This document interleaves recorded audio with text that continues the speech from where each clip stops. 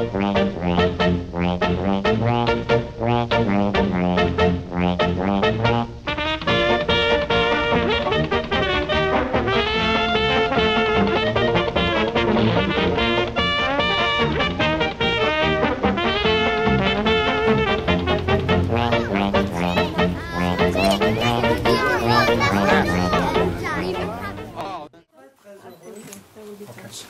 êtes avec les petits-enfants de Saint-Émile et vous allez découvrir les vétérans Bill et Jack Porte. Leur famille est avec eux et bien sûr, Mélanie accueille les vétérans.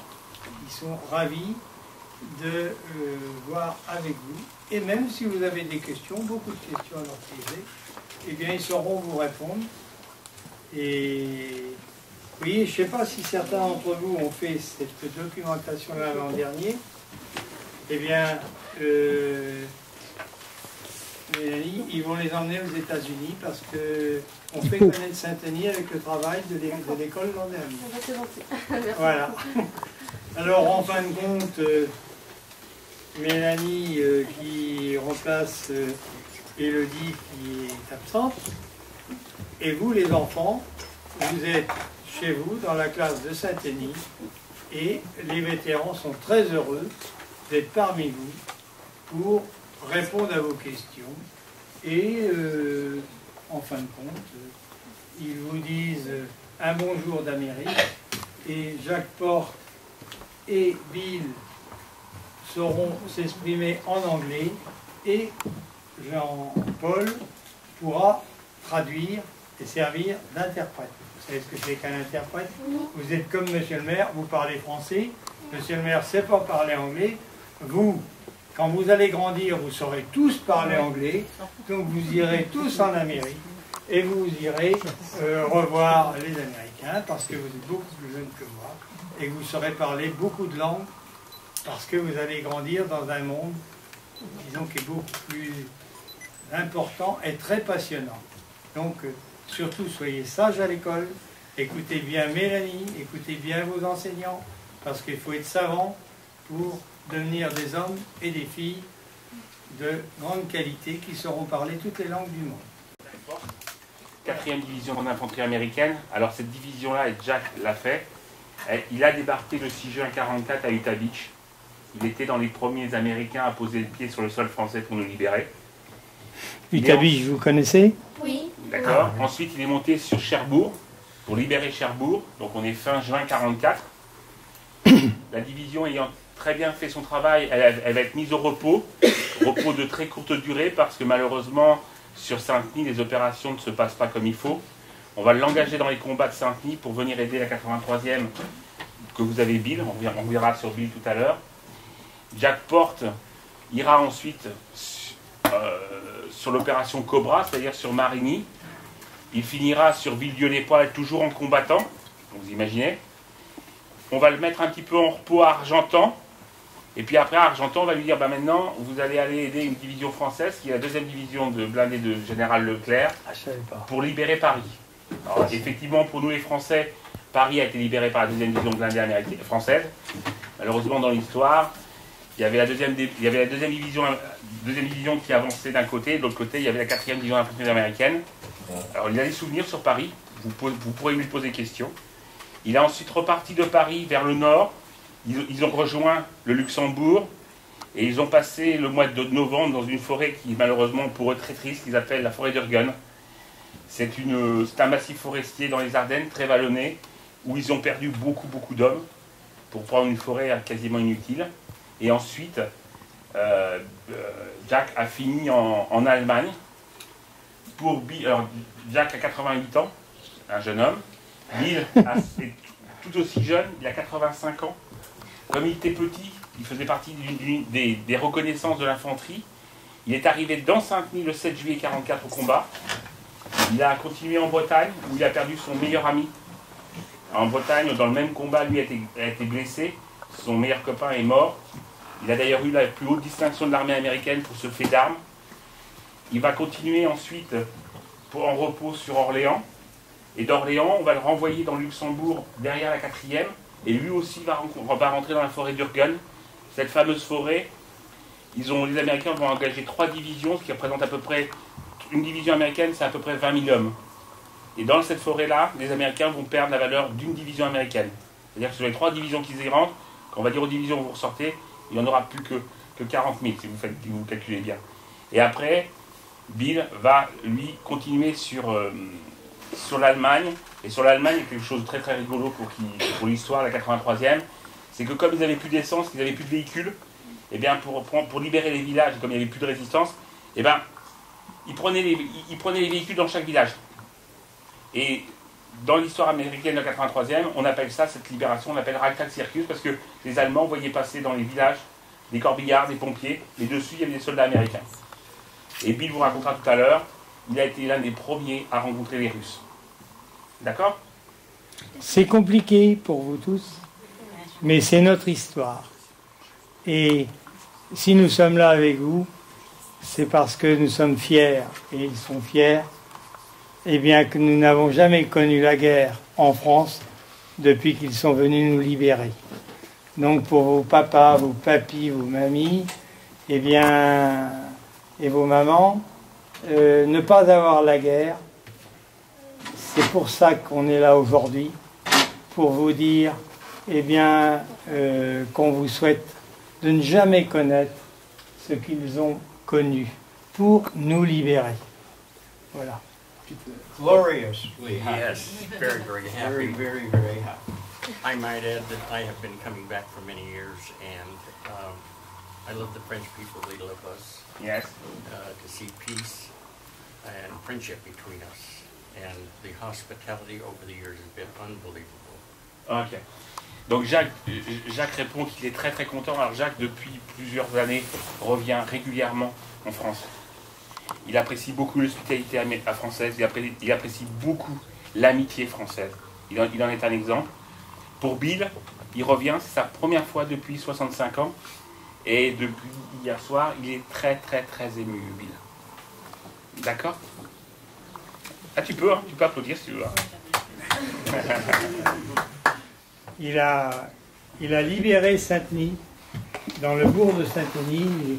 Il s'est battu pour qu'on soit libre aujourd'hui et reconstruire notre commune. Autre question? Oui, vas-y. Est-ce que vous êtes content de nous raconter votre histoire? Yeah, I'm very happy to speak about it. I often do.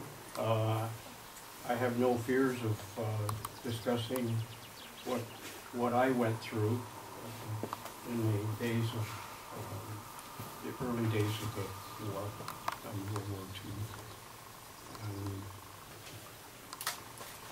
As a petit garçon,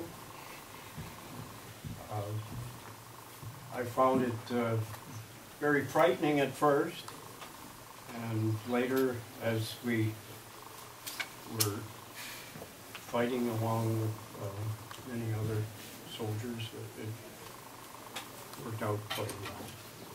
Alors Bill dit qu'il est d'abord très content de raconter ça, malgré que ça lui rappelle de terribles souvenirs, mais il le fait d'abord pour lui, il le fait aussi pour ses copains qu'il a laissés au combat. D'accord? Jack, what do you... And for many years, I didn't speak about it, but I have. Oui. Past few years, I speak at schools Yes. occasionally, and I'm more than happy to answer any questions if they have.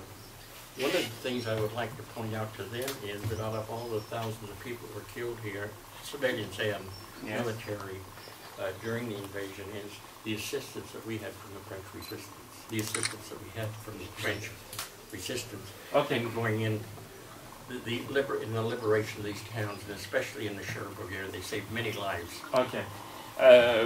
Pour Jack, pendant très très longtemps, lui n'en a pas parlé. Alors c'est général, hein, et quand ils sont revenus, il s'est tué pendant très longtemps, et puis depuis quelques années, il revient en parler, à la fois pour la mémoire de ses copains qui sont tombés, mais aussi pour raconter que, par exemple, dans la libération de Cherbourg, ils ont été aidés par la population et par la résistance. Et qu'en fait, il ne faut pas oublier. When I arrived on July 7, 1944, we never had an opportunity to speak to any of the people of Normandy, or we moved right into the hedgerows. And I found out recently from Jean-Paul that the people were moved out of the communities, so that we never did have an opportunity to bump with them and discuss anything. It was all the battle as it would unfold, and it was primarily from the hedgerows in this area. Yes. And so day after day it was within the battle, and we never did see, I never saw people until late in the war. And in Brittany, when you are in Brittany, you see the French population? Yes or no? Yeah, around Saint-Malo, at Saint-Malo, you see the French population or no? Didn't see the French population. Okay, okay. And Jacques, about the French population? First French people we had contact, and I have a difficult time pronouncing French names, but it was in the Beerville Yes. area. Okay. And they were standing along the roadsides, everything with doses, with drinks of milk and Calvados. Okay. Yeah. That, I very distinctly remember Okay. that. Okay. And then, from that period on, it seemed like that we always had one or two French people with us, with part of the resistance. Yes. Where German emplacements were and Okay. everything. Ok, ok. Alors, pour Bill, il n'a pas. Alors, ça va vous paraître étonnant, mais c'est pas étonnant du tout. Bill, en Normandie, il n'a pas vu un Français. Parce que Saint-Denis avait été évacué. Et lui, à chaque fois qu'il avançait, il avait devant lui les Allemands. Et je vous l'ai dit tout à l'heure, en Bretagne, il n'a pas de souvenir parce qu'il a été blessé. Donc ça veut dire que vous êtes mis dans les hôpitaux américains pour être réparé, soigné, et après vous repartez au combat. Pour Jack, il a rencontré les Français à Lunéville. Alors il a rencontré les Français, ils lui ont offert du lait et du Calvados. But could I add something there? Oui. I would also like to point out that the Germans, they fought in your villages and towns here, and that's where they defended their positions, because they did not care whether the villages were destroyed or not, such as many of the towns, the church here, Yeah. and especially down at St. Lo.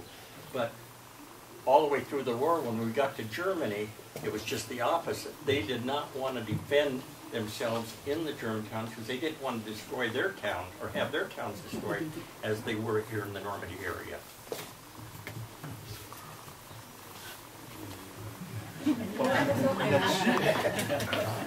Alors, Moi j'ai compris que les Allemands se ah mais pas. Oui, ça j'ai compris. Oui, en fait, non, d'accord, ok, on a compris. La seule chose qu'il se souvient, c'est que à chaque fois qu'ils attaquaient un village, eh bien quand ils rentraient dans le village était détruit par les combats, et les Allemands s'opposaient à chaque fois à eux, donc ils ont très peu vu de population. D'accord? Et pour finir sur Jack, à Cherbourg, juste avant Cherbourg, il a rencontré 2 résistants français, et ces 2 résistants français les ont aidés à avancer jusqu'à Cherbourg. Donc voilà les premiers contacts qu'il a eu avec la population française. Moi, je comprends très très bien l'intervention de Jacques Porte, parce que moi-même, j'avais 7 ans au moment de la guerre. Vous êtes un petit peu plus âgé, vous avez quel âge? Moi j'ai 7 ans. 9 ans. T'as 7 ans? 8 ans et demi.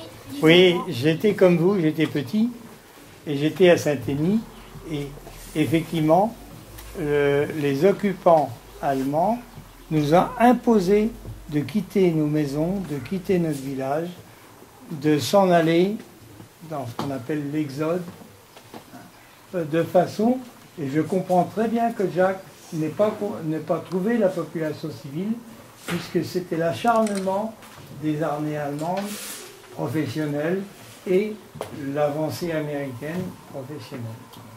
Alors, je comprends très bien. Et moi, j'étais sur les routes de l'exode, avec tous les risques, effectivement.